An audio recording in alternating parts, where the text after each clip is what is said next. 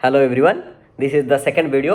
आज हम accounting process के बारे में बात करेंगे। ये अकाउंटिंग प्रोसेस एक साइकिल होता है। साइकिल में दो चक्का होते हैं, दो व्हील्स होते हैं। अगर दो व्हील्स को मिला लेंगे वो 8 की शेप होता है, 8 की शेप। तो अकाउंटिंग प्रोसेस में भी याद रखने के लिए 8 स्टेप्स ही है। तो पहला स्टेप ये होता है कि कोई भी ट्रांजैक्शन हो उसको एनालिसिस करना पड़ता है, उसको एनालिसिस ऑफ ट्रांजैक्शन बोलते हैं। सेकंड स्टेप में वो ट्रांजैक्शन को हमको पोस्टिंग करना मीन्स एक जर्नल एंट्री पास करना पड़ता है। तो सेकंड स्टेप हो गया जर्नल एंट्री।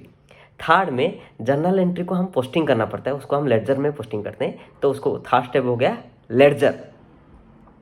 लेडजर का खत्म होने के बाद उसका जो बैलेंस वगैरह कैरी फॉरवर्ड हो या क्लोजिंग बैलेंस लेके हम एक टेबुलर फॉर्म में प्रिपरेशन करते हैं, उसको हम ट्रायल बैलेंस प्रिपरेशन बोलते हैं। तो ट्रायल बैलेंस प्रिपरेशन जो है वो फोर्थ स्टेप हो गया।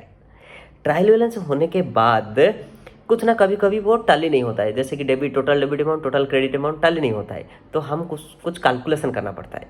तो कुछ एरर वगैरह जो होता है उसको कैलकुलेशन करना पड़ता है, उसको हम एडजस्टमेंट एंट्री बोलते हैं। ठीक है, तो एडजस्टमेंट एंट्री जो है वो हो गया 5। एडजस्टमेंट होने के बाद फिर से हम ट्रायल बैलेंस बनाते हैं, उसको बोलते हैं हम एडजस्टेड ट्रायल बैलेंस बोलते हैं। वो एडजस्टेड ट्रायल बैलेंस हो गया 6th। उसके बाद वो ट्रायल बैलेंस को लेके हमको फाइनेंशियल स्टेटमेंट बनाना पड़ता है।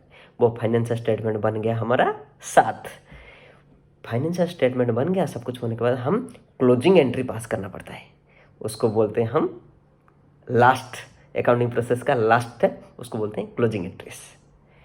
तो अकाउंटिंग प्रोसेस टोटल 8 स्टेप है। ये साइकिल है, साइकिल का 2 चक्का है, चक्का को अगर मिला लोगे तो 8 स्टेप आएगा, तो स्टेप्स भी 8 है।